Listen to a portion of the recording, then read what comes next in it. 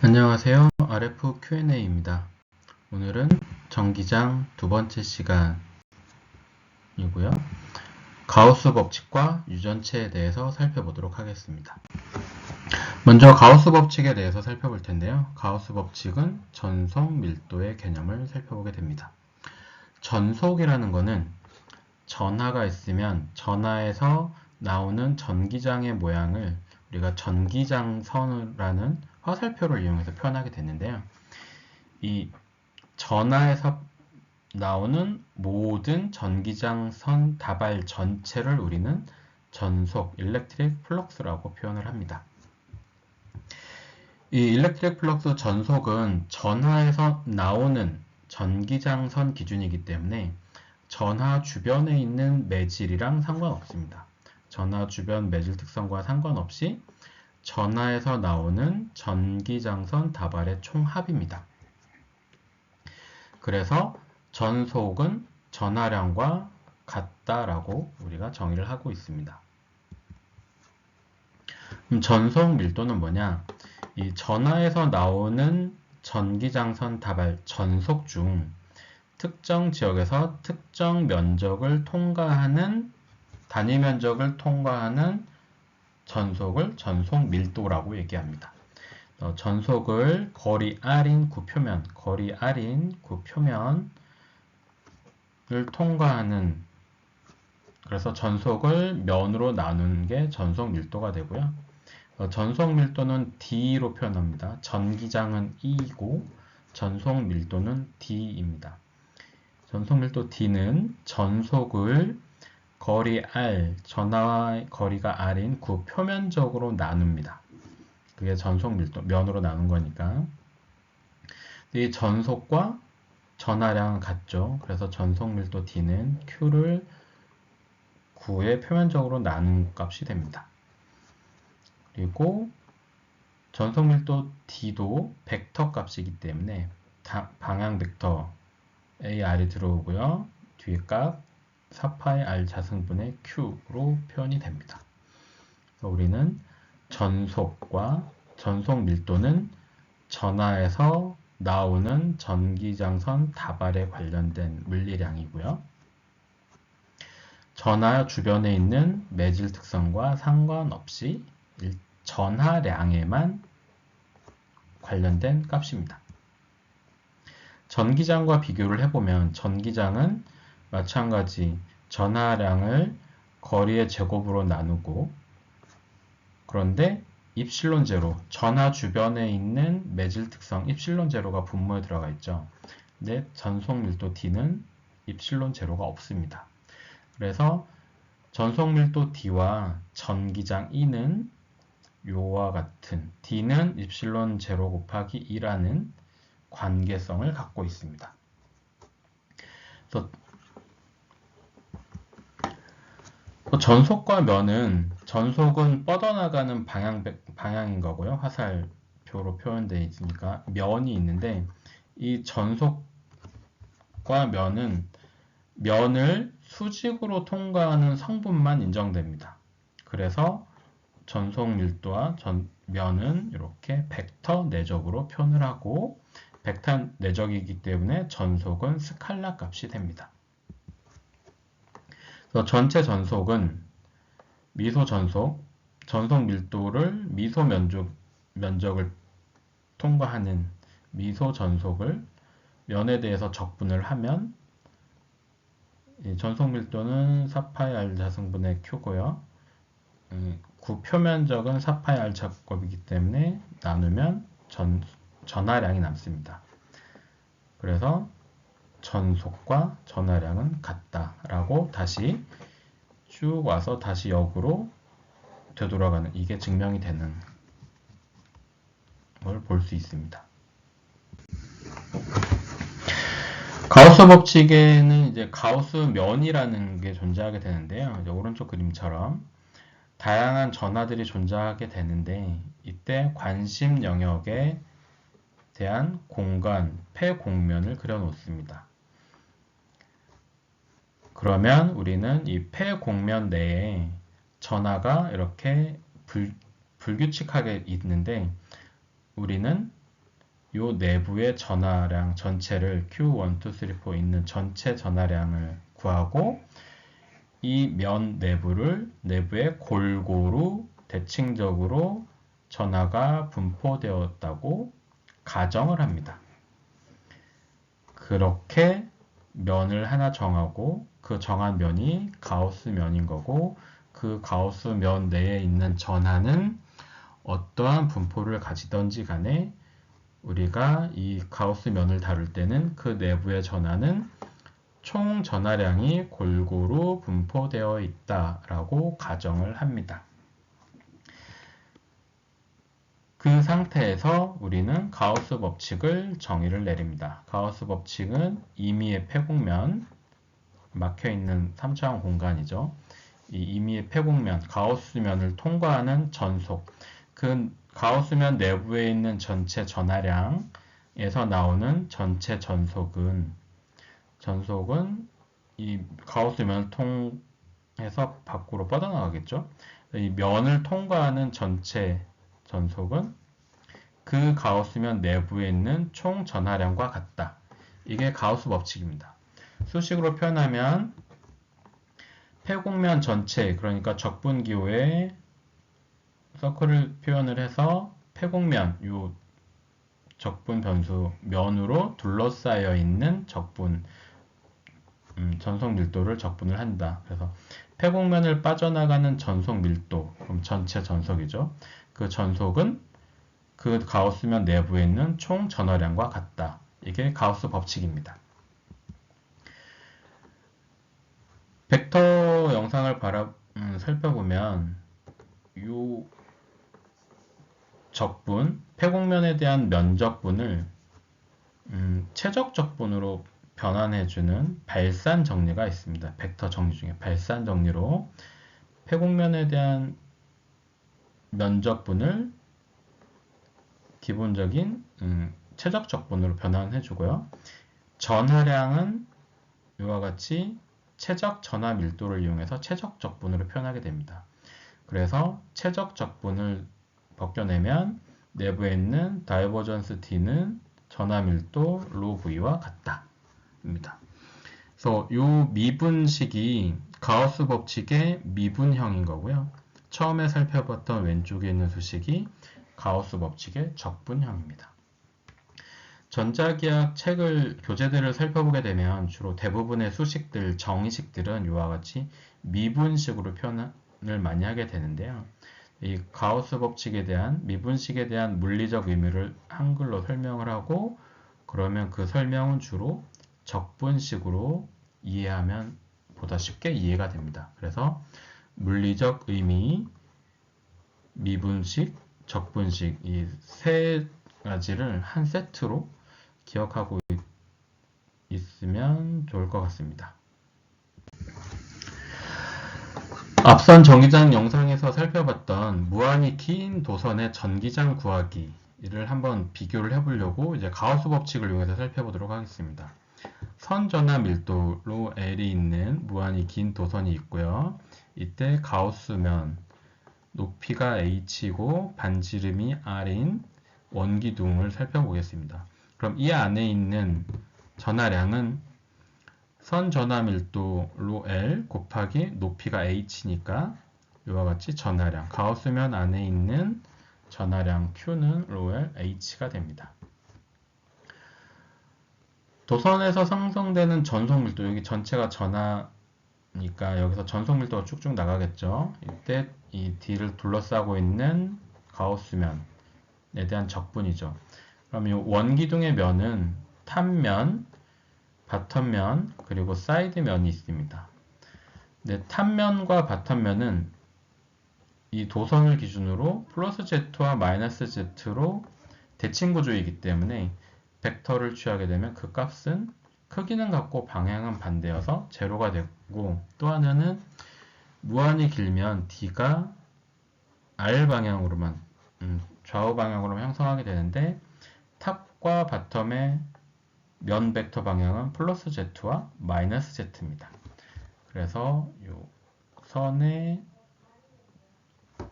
좌우측으로 뻗어나가는 방향과 Z축은 수직이어서 벡터 내적을 하게 되면 제로가 됩니다. 그래서 남는 값은 요 마지막 사이드 값만 있고요.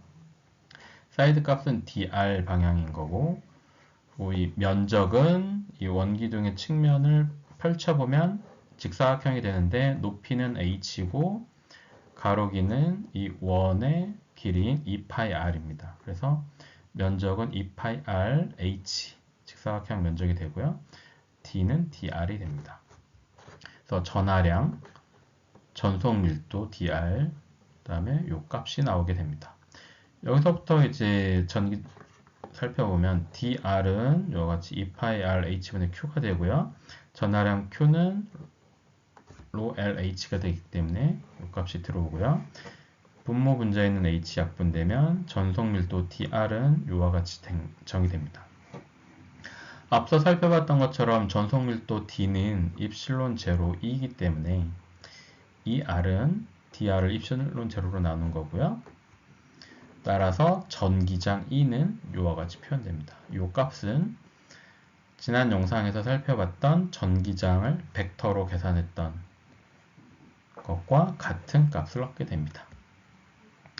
이처럼 이 가우스면 내에 전하가 골고루 대칭적으로 잘 분포되어 있다라고 가정이 성립한다면 앞선 전기장 첫 번째 영상에서 전기장 계산하는 것보다 이와 같이 가우스 법칙을 이용해서 보다 쉽게 전기장을 계산을 할 수 있게 됩니다.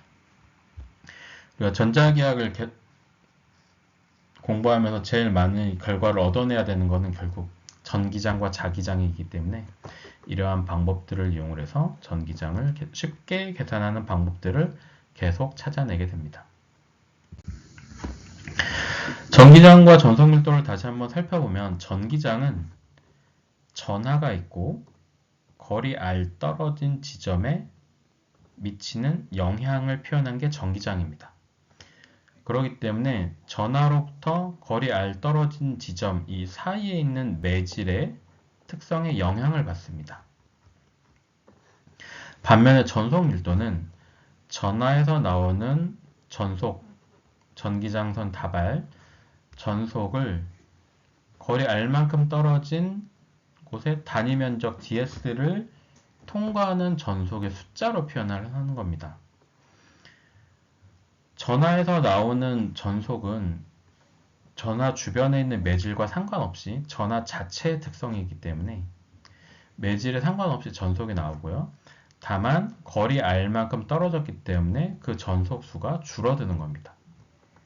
그래서 전속 밀도 d는 전하량과 거리 r에만 상관이 있고요. 전하 주변의 매질에 상관이 없고 전기장 E는 전하에서 나오는 전하량, 물리량과 그리고 거리 r 지점까지 사이에 있는 매질의 특성까지 영향을 받습니다. 그래서 매질에 상관없이 전기장을 계산을 할 때는 전속밀도 D를 구한 후 매질을 적용해서 전기장 E를 계산하는 게 편할 수도 있습니다. 다음은 유전체에 대해서 살펴보도록 하겠습니다. 우선 유전체를 살펴볼 때는 절연체라는 용어도 나오게 되는데요. 절연체는 말 그대로 전기의 흐름을 끊는 물질입니다. 그래서 인슐레이터 또는 인슐레이팅 매터리얼이라고 표현을 하고요. 절연체 중에 전압을 인가를 하면 분극 현상이 발생하는 물질, 다이엘렉트릭이라고 표현해서 유전체라고 표현합니다. 그럼 이 분극이 뭐냐? 아래에 있는 것처럼 일반적인 유전체는 이렇게 플러스 마이너스가 랜덤하게 섞여 있기 때문에 전체적으로 전기적 특성이 없습니다. 하지만 이 유전체 양 끝에 플러스 마이너스 전압을 인가를 하게 되면 이 내부 유전체에 있는 플러스 마이너스가 각각 극성에 맞춰서 플러스 쪽은 마이너스 극성이 가고 마이너스 쪽은 플러스 극성으로 정렬을 하게 됩니다. 이렇게 정렬을 하면서 인가된 전압은 왼쪽이 플러스, 오른쪽이 마이너스. 그런데 유전체 특성은 그와 반대로 오른쪽이 플러스 왼쪽이 마이너스로 정렬을 하게 됩니다. 그래서 유전체 내부의 극성이 분리된다 해서 분극 현상이라고 얘기합니다. 도체와 달리 유전체는 이 전하가 떨어져 나가지 않기 때문에 이 플러스 마이너스가 분리되지는 않고요. 내부에 있는 플러스 마이너스, 전기적으로는 중성이죠. 근데 그 중성이 이와 같이 정렬을 하게 되는 것입니다. 그러면 유전체의 전압을 가해서 플러스 마이너스가 형성이 되면 유전체가 없다면 왼쪽에 플러스 오른쪽에 마이너스에 의한 전기장 E0가 형성이 되는데 이 내부 유전체에 의해서 플러스 마이너스 가운데 있는 부분들은 상쇄되더라도 양 끝에 왼쪽에 마이너스 오른쪽에 플러스가 남아있겠죠. 그래서 유전체 분극에 의해서 오른쪽에 플러스 왼쪽에 마이너스 있는 분극 현상에 의한 전기장 ED가 형성이 됩니다. 그러면 유전체 내부의 전기장은 유전체가 없을 때의 전기장, 전원에 의한 전기장 E0와 분극에 의한 전기장이 반대 방향이기 때문에 빼기를 합니다. 그래서 유전체 내부의 전기장은 전압에 의한, 외부 전압에 의한 전기장보다 작아지게 됩니다. 이게 유전체의 분극 현상에 의해서 나타나는 유전체 특성입니다. 전속 밀도를 활용해서 다시 한번 표현을 해보면 전기장은 매질에 영향을 받지만 전속 밀도는 매질에 상관없이 일정한 물리량이라고 얘기를 했었죠. 그래서 D가 있고요. 공기 중에만 있을 때는 입실론 제로만 표현했었는데 유전체 내부는 입실론 제로 말고 분극 벡터 P가 포함됩니다. 분극 벡터 P는 실제 유전체 내부에 가해지는 전기장, 앞서 표현했던 E0와 비례하기 때문에 이와 같이 비례식으로 표현되는 거고요.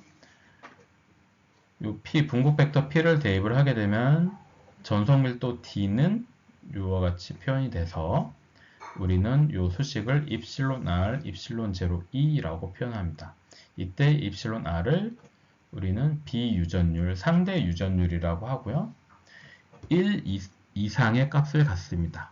그럼 어떤 거의 비율이고 어떤 거의 상대적인 값이냐? 바로 입실론 제로, 공기 중 유전율인 입실론 제로의 몇 배냐라고 표현하는 겁니다. 그래서 입실론 R은 최소값이 1이고요.